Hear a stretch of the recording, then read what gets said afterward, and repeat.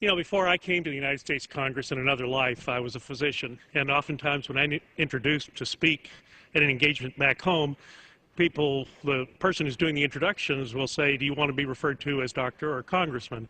And I usually start off with perhaps a little lighthearted humor in that, well, physicians still enjoy about a 70 to 80% approval rating with the American public, and members of Congress enjoy about a 7 to 8% approval rating with the country. So mother always called me doctor, and that's what I'd prefer to be called. But it's really a sad commentary on the institution that our credibility is at such a low ebb. Now, we just had the gentleman from Tennessee talk about an editorial in the New York Times. And since he brought it up, let me refer attention to the New York Times from yesterday.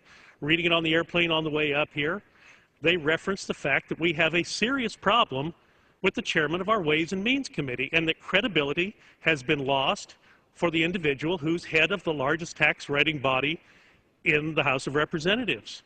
The tax code in this country is complex. No one understands it. People understand how mistakes can be made. But the chairman of that body, at the very least, ought to hold himself above reproach. And yes, maybe one transgression, perhaps two, but transgression after transgression after transgression is more than the American people can tolerate. Now, we are going to debate an energy bill today, but the fact is, we're not really going to accomplish anything on energy. Yeah, I know they have the votes. They can pass pretty much whatever they want. They can ram it to the floor, well, they did last night, 15 minutes before it goes to the Rules Committee, and then here on the floor, as if by magic, today. But this bill is dead on arrival in the Senate. It is going to do nothing to help the American people. And here's the tragedy. No one believes, out in the countryside, no one believes that we have the ability to do much of anything. We couldn't talk about border security or immigration reform because we have no credibility. We can't talk about what we're going to do with the economy because we have no credibility. The credibility of this institution was badly damaged prior to the 2006 election, and I grant you, it was an election strategy by the other side that worked. Paint the working majority at that time as one that wasn't working, and we'll get to take credit for it, and we'll get to take power. So look at where we are today, 22 and a half months later. Are we out of Iraq? I don't think so. Are gas prices lower? I don't think so. All of those things were promised during the last run-up to the last election. And yes, they promised to be the most ethical and competent Congress that the country had seen in quite some time. Now, I call on the 30 new members on the majority side who were elected on this platform to stand up. Stand up in your conference and be counted. Now is the time. We have a serious crisis of credibility on one of the major committees in the United States Congress, and we can't get past that point.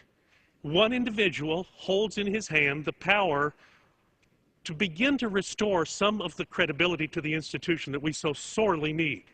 And I call on the freshman Democrats to ask the chairman to step aside, whether temporarily or permanently, but step aside until he solves his own problems so that the institution is not left carrying that weight.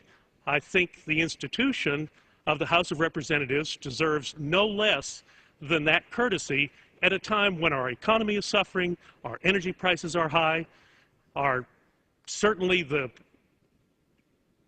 ability of the country to defend the borders has been seriously questioned. This is the time. This is the time that the House needs to have maximum credibility to get these issues accomplished, and at the same time, here we are talking about the same things over and over and over again. Again, I call on the freshman members, stand up to your speaker, stand up to the powerful committee chairman.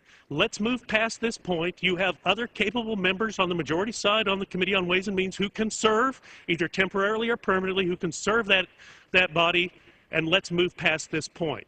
It's time. The American people are waiting on us to do the big work, and we can't do it because we're bound up in these seemingly endless quandaries that we find ourselves in. Let's show the American people that we can lead. Maybe then they'll restore some of the credibility to us, and I'll yield back the balance of my time.